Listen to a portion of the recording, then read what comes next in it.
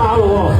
所以咧，唔同嘅菜園咧都有唔同嘅策略嚇。我呢邊咧有一個建議，佢咧就專攻緊呢個一分包，係咁包落個袋度，點解係做咧？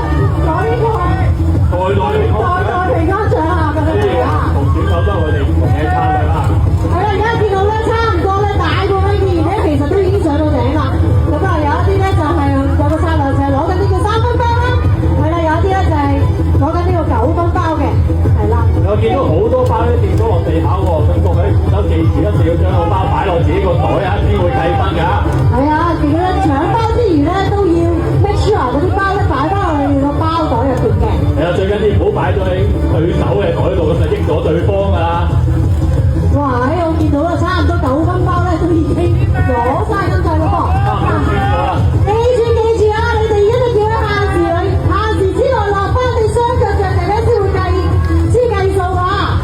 千祈要自己預翻啲時間啊！最緊要安全雙腳進路。係啦，我哋喺最後1分鐘會提醒各位選手嘅。好啦，我見到咧，其實咧9分包都真係已經冇晒啦噃。好啦，而家我哋嘅策略咧，應該就會慢慢落翻嚟呢個3分包區嘅。係啦，哇！記住睇幾啲時間啊！見到啲包越嚟越跌得多喎，記住一定要將啲包擺喺自己個袋度啊！